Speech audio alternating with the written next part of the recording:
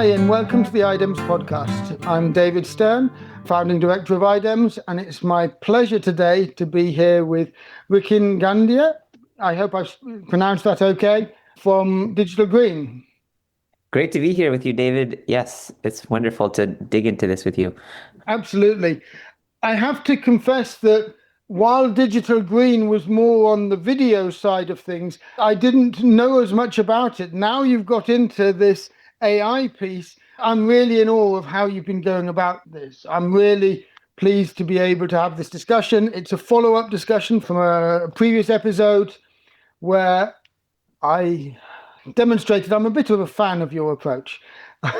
Well, I really appreciate that. And yes, you're right. We started with videos by and for farmers, and then COVID happened, and then the in-person facilitated video screenings that were taking place in places like India and Ethiopia had to be stopped because of the physical distancing requirements. And at the same time, we saw many farmers coming more online on YouTube. And with the advent of GPT-3, we saw this convergence opportunity for farmers to just use multimodal voice, text, and images to get answers to their questions. Absolutely. And the fact that you have this amazing bank of farmer to farmer videos to draw on is a big part of what I think you've got right. But the thing which I'm really loving is you've got the business model aspect you're thinking about carefully. You've got a not-for-profit model behind this, your openness, and then your attention to detail on the models themselves is great. So I'm wondering which of these we should start on. Let's start on the humans in the loop aspect, which is something I found very interesting. You've made central to how you go about the AI process. Do you want to speak a bit more about that? Totally, yeah. The primary humans in the loop in the whole farmer chat AI system is, of course, the farmers themselves, because they're the ones who are directly accessing information, submitting photographs or voice notes to try to triage issues and questions on their farms, or even in the evenings to kind of try to plan out what they might want to do in the next season. And personally, that's been super energizing because extension has been for so long very top down, from research to extension to farmers. And even our videos that would feature local farmers still would sometimes fall flat because maybe the video and the commodities that it was featuring were irrelevant to like the farmers. Whereas in this case, you're actually seeing more on demand. What do the farmers actually care most about? What are their needs and what are their interests?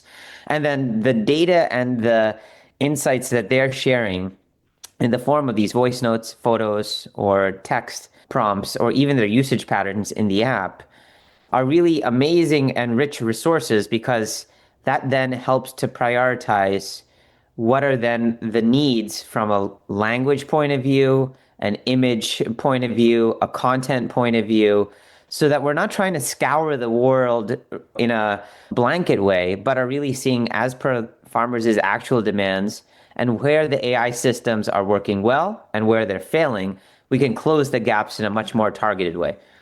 The thing which I loved is this fact that in some sense, you're superpowering extension agents because you're having the initial extension agent, which is basically the AI, but then you're getting other people to look at what's happening. Is this actually the right advice? Could there be different advice? What other ways could we train the models to do better? And what are the pieces of advice that need to get in? Are there bits of wrong advice being given out? All of that needs that human layer to be able to improve the systems. And these neural networks, which are the basis of these generative AI systems that the world now has, are in fact black boxes. So it is important that we first have a process of gatekeeping, with extension agents being the first line of defense and tuning of the models, because you don't want to get misinformation out to these farming communities or biased information towards conventional or industrial agricultural systems that are irrelevant to these small scale farmers. So when we enter into a new geography, we first start working with extension agents to ask actual questions from farmers that they serve, and then help to provide feedback and tuning. And then, as you said, from that data of the extension agents, and then eventually when we have confidence to be able to take it directly to farmers, That data and that feedback is then reviewed by local agronomists who can then look at the question answer pairs that have been generated from the farmers and then the AI system generated, and then make corrections, provide scores, annotate images where the AI system is fails and is unable to classify the crop or the issue that it might pertain to, and then have their input be what helps to tune these speech to text, translation, image models in a much more location specific way. And then what's amazing about that is it becomes a benchmark data set that then, as the AI world continues to evolve super dynamically, and there's basically a new model a minute, we can validate how well these new models, these new pipelines perform,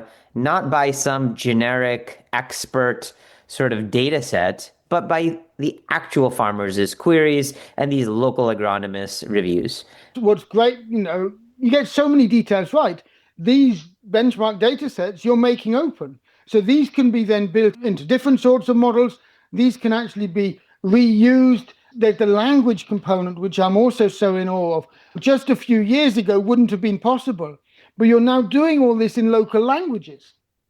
That's totally right. And it's amazing how the big tech folks who are investing literally orders of magnitude, billions of dollars of investment into this space, how they're trying to cover a bunch of languages, which includes intersections with places that we work, like Ethiopia, Afan Oromo, Amharic, Nigeria, Hausa, Pidgin.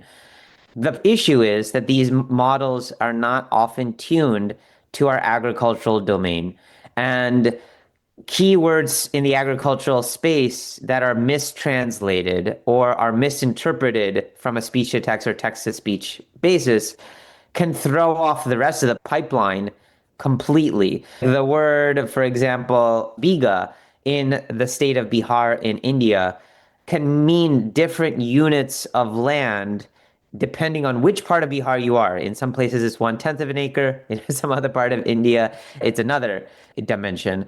And of course, farmers don't also use kilos and liters and varietal names. They have their own vernacular. So trying to use off the shelf models, whether it's GPT, Llama, or Claude, is not going to serve the purpose. And we found that if you don't do this tuning, you will get very unexpected results that the farmers ultimately will not be happy about. And so we have to kind of go through this tuning process. And we definitely see that this should be seen in the public domain. A, because our space is so resource constrained as it is, so there's no point of multiple parties trying to create like different benchmarks. We should all try to come together and create some like crowdsourced benchmark that we can all validate against. And then number two is that it's in our collective interest to say that how well is our tuning going? Because the models do keep getting better. And I may not need to keep tuning the same things as I was even 6 months ago. And so I need to be able to adapt based on what the gaps are, again, which are driven not by my own intellectual desire, but rather what the farmer's priorities are and where the system is working and where it's failing. Absolutely. This whole process is such a lively space, is one of the ways to put it. You've mentioned the models are moving fast, the data which is coming in. As you get more data, again, it changes what you can do and how you can do it, the uses of it, how fine-tuned you can get. We discussed when you're in house or in northern Nigeria, you could go across the border to Niger and there's a house, but it'll be a bit different. How much this can be reused, how much more tuning you need. This is going to evolve so quickly as these ideas get out. But the thing which I'm really excited to dig into is that if we look at this at a slightly bigger scale, then going across these communities is going to be one of the big things. I mean, we know in a lot of the places that we work, actually the overlaps of communities, they're not clean. There's clear overlaps in different ways. So how do we actually get the models as they come together to be working across languages, to be growing across languages, to be having sort of common elements, which therefore the learning comes together? Because one of the things which I'm really interested in is as you're getting new languages on board, the learning and the tuning presumably needs to broadly restart from a language perspective, but maybe not from this sort of agroecological content perspective. But it's not clear what that transfer can be. There's some of this which, of course, you can do, but there's some bits where it's going to be hard. That's true. I was just in Ethiopia 2 weeks back in Adama, just about a couple hours outside of Addis. And what was really exciting was how these communities who are using Farmer Chat speak the local language of Afan Oromo. And they would first use that as their primary way to interface with Farmer Chat to ask a question or get information. But sometimes the Afan Oromo was not perfect in the system. And they would sometimes then go to Amharic language where they found the response wasn't good. And even when Amharic sometimes wasn't also very good, they would sometimes also use some English words to try to get the information that they were looking at. But what was also most exciting was I met, while I was in Adama, this local entrepreneur. He runs this company called Addis AI, and he's training some of these off the shelf open source models from Meta, like the Llama series and MMS. And he's taking curated YouTube shorts in Amharic and Afan Oromo language. And then he's using that to improve the language capabilities in those languages of Llama and MMS.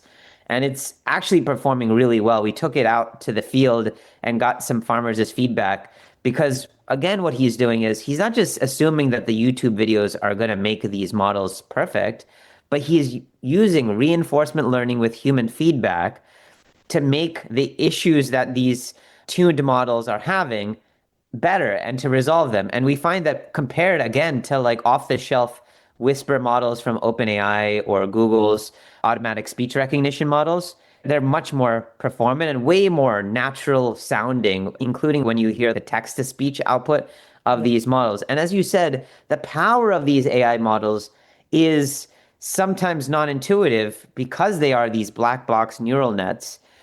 It's really the combo of placing the data and then the system generating these probabilistic weights that then creates things like the gradient descent backpropagation models that is a struggle for us, even computer science people to fully understand. But what can we look at? We can look at the inputs and we can look at the outputs. If we keep those at the level of what the farmers actually are wanting and what is the local agronomists who aren't just like technical experts, but are also familiar with the holistic agroecology, the sociocultural context of these farmers and the language that they're speaking and all the colloquialisms alongside it, then that does actually give you a ton of ways to actually tune the neural nets to be able to serve this ultimate purpose at a potential of scale and not doing so in a cookie cutter way, but representing the diversity of the varying interests that these communities and the ecologies and landscapes that they reside in require. And one of the things we haven't dug into yet is, of course, well, what about the images? Once you start going beyond, then the actual questions are important. But we know a big thing which happens is people take photos and then they want to have information which comes back. And that's another thing I think you've been working on in really interesting ways. And this is something we have colleagues in West Africa who have been really keen on this because a lot of the things which are not trained locally just don't work for them. So you need to have these mechanisms to be able to tailor this to specific local contexts. Totally. And multimodality, where a farmer or an extension agent can use a combination of voice, text, and images, not just one, but perhaps both or all three in combo, is quite powerful because it's quite difficult sometimes for a farmer to articulate what is the pest or the disease or the stress that I'm seeing, whether in a crop and even in livestock systems. Do I explain it as like a white bug or like a spotty pattern? It's way easier just to take a photograph. And in fact, in Ethiopia, because some of the local language supports is not perfect, actually farmers are sometimes just preferring to take photographs. The last month, 78% of the queries that we saw from Ethiopian farmers in Farmer Chat were images because it is also this time of year where farmers are seeing a lot of disease and pest situations on their horticulture crops and such. Now, the challenge is these off-the-shelf vision models like GPT Vision, even like Plantix, have APIs, but they're not super attuned to the particular crop and livestock systems that we all work in the global south. So we get a hit rate of about like 40% of the images are able to be classified for the crop or for the pest or disease there. But that's again where reinforcement learning with human feedback comes to fore. Because where the image models are not able to resolve what the issue is, then we pass it to these local agronomists again to annotate what is the AI able to decipher. And similarly, even when the AI does generate a response for a particular image, we also pass a subset of those to the local agronomists to review and make sure, is it right or is it wrong? Because you, again, need to do this on an ongoing basis. And this, many of us have had the experience of using applications like ChatGPT or Gemini. And the reason why they keep getting better and why we use it is that this is basically a cycle that companies like Google and OpenAI are investing literally billions of dollars in, where they're reviewing a subset of our queries. They have local experts who make corrections and tune the models. We sometimes also give feedback when ChatGPT says, do you like version 1 or version 2 of the response that I'm generating? And that goes into training the models to perform even better and is basically the result of why systems like ChatGPT now have 800 million users using them every week. The thing which I think is so important, which differentiates the approach you take from the sort of big tech approach to this, is that these can be local community driven adaptations. And that's really so important in some of these lower resource environments. And more than that, because of the way you're handling the data and you're doing the data, this data isn't then being used in ways which are extractive. It's used in ways which is genuinely supporting these communities. One of the criticisms that I found is often laid, actually, the week before you were in Ethiopia, I was in Ethiopia. I heard you were arriving the day after I left, but I was there for this Pan-African convening on biodigital technologies. And the big question there was, are we going to be exploited? And the simple answer is that there are certain products which are extractive. They are going to be exploitative. They're going to try and sell you things based on the questions you ask and the data you do. But that's not the business model that you've got. And this isn't what the communities are wanting to build for themselves. I think is so important that we actually look at how do we support these really powerful systems to be developed in such a way that there is this community ownership of the knowledge which is emerging and the way that these can be trained. And your models of the open data for this are exactly what's needed. Totally. And certainly that starts with your governance of how you're even structured as, in our case, a not-for-profit, and also your value system and also what you actually create in the world so that you're not creating a closed GPT system that is extracting folks' data, but rather you're creating an open system that represents these farmers' priorities first, and that you're publishing these data sets and models in the public domain for others to benchmark from. And more than that, that others can also build their own services, their own applications on top of, so that we don't have to duplicate these investments. And if you're in West Africa and we've done the tuning of Hausa for the agricultural domain, and you may not have a ton of tech expertise, you shouldn't have to reinvest in the fine tuning. If you wanted to build on top of it, create your own app, create your own bot, you should just be able to do that. And that's why we publish to platforms like GitHub, our software, to Hugging Face, our data sets, our models. And then it's also from a transparency point of view. Often in this AI world, especially in the commercial world, people are so ultra competitive with each other. They're often faking even the evaluation benchmarks. But We can't afford to do that. We need to be grounded in the reality of these actual farmers' interests and what these local agronomists would suggest is appropriate. And we need to kind of create this as a common good for all of us who are in this space to be validating and building on. Absolutely. The challenge, of course, though, is that the competition is investing billions in this. And unless I'm mistaken, your funding is not at that level. So there is this element, and this comes back to something you've said, that if you're not going to throw money at the problem, well, what are you doing? And this is the other thing I love about your approaches. What you're really throwing at the problem is human resource and human expertise. This is where the real richness and wealth of what you're doing is generating. There are teams of people who are investing back into this. The example that I have is we've been discussing with groups from the West African region, Niger, Burkina Faso, Mali, who are interested in engaging in this, particularly for the identification of pests and diseases.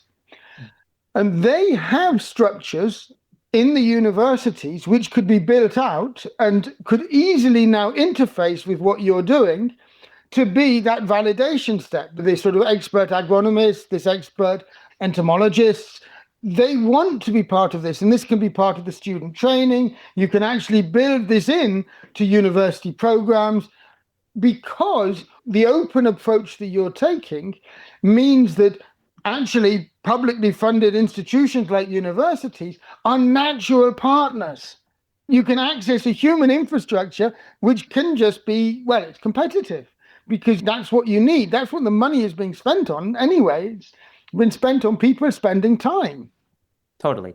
And like the billions and billions that the big tech people are investing at this point are for the frontier models that they have in development for their quest for things like artificial general intelligence and such. But the reality is, whether they get there or not, the models that already exist today are extremely powerful. And what really requires investment is, as you said, the human layer for the location specific and season specific contexts in which we all operate, and which are not adequately represented in the knowledge corpus that these models by default have been trained in, which are much more conventional, much more global north, much more skewed to like English language. And so we have to make these investments so that they're not skewed. And the exciting thing is we can leverage not even these large language models. Now there's these small language models, which are way more resource efficient, don't use so much energy, don't use so much water, are in fact faster. And we found in our own evaluations using the same benchmark data sets from farmers and local agronomists are just as good in terms of quality and are even much more open source than these closed proprietary systems. This is where we need to be investing more of our time, more of our efforts to tune those small models, those open source models that can serve public good interest for these small farming communities. I'm so glad you brought this out. We've actually got an episode which has just come out. Well, when this is released, it will have come out, which is exactly on this and on the importance of these small language models. And the key point, which I think you're one of the few groups I feel which is really highlighting this well. You don't want to develop on the small language models now because that's a research interface. This is something which is just developing. But if you're developing on the large language models and you now have your databases to benchmark, well, it's obvious the small language models are going to be good enough. There's work to be done to iterate them, to integrate them. There's so much potential there to be able to innovate further. And this is really where I feel everybody talks about the cutting edge being the big models, but it's not. The real innovation edge is the small language models, and how over the next 5 or 10 years, I would anticipate in many contexts, like the ones we're discussing, they're just going to sweep the floor with the large language models because they are going to be able to be efficiently trained to serve specific purposes for specific communities. And that's what we're talking about. It is localizing things at a community level to be able to have the AI system serving communities rather than serving a big global generalized purpose. That's the power which is really emerging now. And I expect this to become widespread in the next 5 or 10 years. And I think you guys are at the forefront of it. It's great. 100%. And I think that farmers are not using farmer chat in the way that we might use ChatGPT to ask relatively complex questions like write me a proposal or something like that. The farmers are asking way more tactical questions. My crop is browning. I see a pest. What's the weather? Is it going to rain? Should I sow now? This is a much more finite set of queries. And of course, what the farmers are looking most for is stuff that is dynamic, location specific, and contextual. They're not looking for the generic ChatGPT or Wikipedia type of answer. They're looking for stuff that's most relevant for my farm, my socio-demographic conditions that's relevant for me. And as you said, the small models are perfect for that. And even I can cache a lot of the commonly asked questions that farmers are asking. Actually, what's interesting is about 70% of the questions that farmers ask, they're not articulating as a question in a chat box like how we might in ChatGPT. 70% they're tapping suggested questions because we surface anonymized questions from nearby peers so that if a neighbor farmer, for instance, is seeing a pest issue and you're that person's neighbor, it's likely that you might be seeing that same pest. And rather than wait for you to have to proactively come up and formulate a question, we can just surface that and say, hey, your neighbor has asked a question about some pest. Would you like to learn more about it? Tap this button. And 70% of the time, farmers are clicking on those suggested prompts based on peer neighbor questions and also based on historical context around what questions and issues you've inquired about. And, agriculture is so location and season specific. We don't need to like hypothesize what you're going to ask about. It's in a relatively well-defined set of things. I'm going to challenge you on one thing, which I feel is the next frontier for where you are. And as I say, I love what you're doing, but the next frontier, I believe we could build into these models in terms of the training, the uncertainty. Again, this is a cutting edge element of how you do this. And once you get down to small language models, it's actually easier to build in uncertainty measures in different ways. And I think if we built in those uncertainties, then as you say, 70% of the time, they're clicking on the button. Maybe another 25% of the time, they're asking a question which can be easily asked and the model is pretty confident of the answer. And 5% of the time, they're going to be asking something totally new that really the model is not trained for, it doesn't have a clue about. And if we've got the uncertainty built into the modeling process, that 5%, you could actually surface a response to say, this is a tough question. Let me get back to you in a couple of days' time. Maybe it's 5% now, maybe in the future it's 0.5%. But that's where you can put your human effort.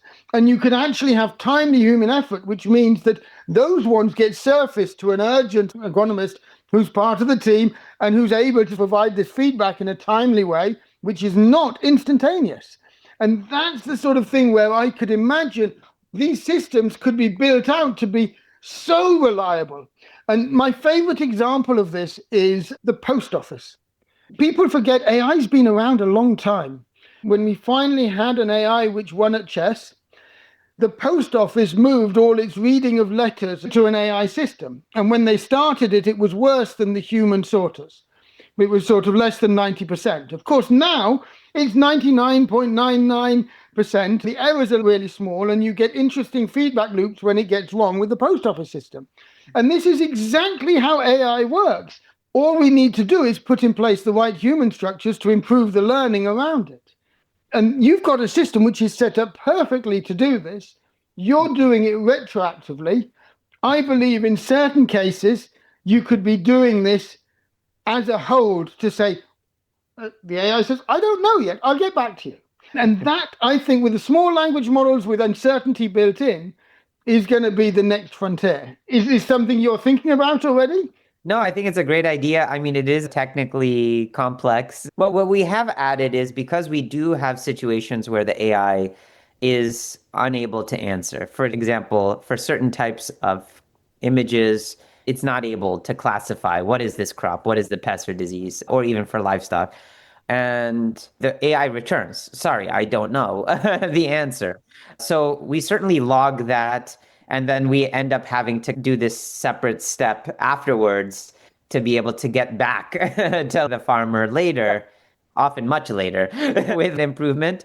What we've also, though, recently added into Farmer Chat has been like a push to call the local extension agent, so that where the farmers might get stumped, or this sorry, I don't have an answer for you response comes, they can still get assistance from a live agent from whether the government or some local NGO that might be able to provide them support. But I agree that trying to figure out that hybridization would be amazing. Absolutely. And it's not easy because, as you say, the technology is not quite there yet. My hypothesis is you've got to do the move to small language model first, because once you've done the move to small language model, actually the mathematics behind this, you can start using different mathematics, which can keep the uncertainty quantification or actually expose that much more accurately.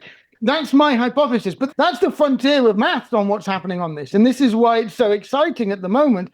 These advances are happening, they are possible.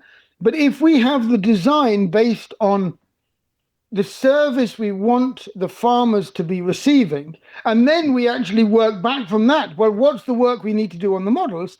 I've got some professors at Caltech working on the maths behind this that we can try and tap into and see if they can help us to sort of figure that bit out. It might take 5 years or more, but it's something which we can give real meaning to the research they're doing.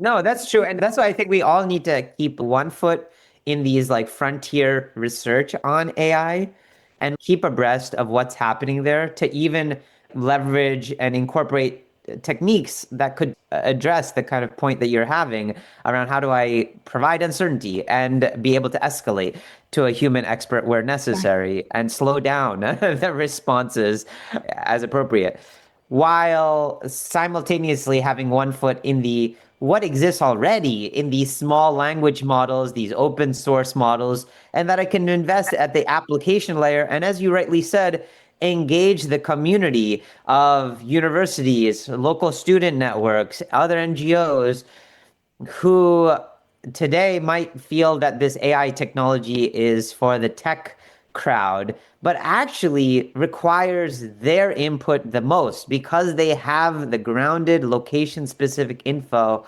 And it's on us to create the system so that they, with less tech expertise, can bring in their local agronomy and other types of rich cultural expertise. And that's why we've invested in creating simple web interfaces so that you don't have to be a computer scientist or an AI engineer.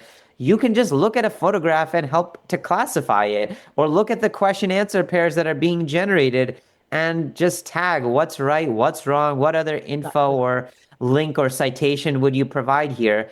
And that makes the AI models tuned in a really real way based on your domain and location expertise. Even digital green, we don't have that. That's why we're trying to make a call out to connect with people in this community of practice. Absolutely. This is a great place to finish, because we've actually gone over time a bit, but this has been such a great discussion, because this is exactly where good artificial intelligence is actually based on good intelligence. I mean, that's broadly what you're saying. It is the human intelligence behind this. If we can get local communities to be giving their local intelligence in a way which serves the local community, and that they can keep ownership of this, which is broadly what these open systems enable, this is what is going to enable us to actually have systems to have proper artificial intelligence with real intelligence behind it. It's great to see. I'm so in awe of your work, and I'm really hoping we can get this in Niger at some point soon. I'm interested in other places, of course, but my heart remains in Niger. We would be excited to do so, David, with you and the community of practice. Great. All the best. Thank you. Thank you.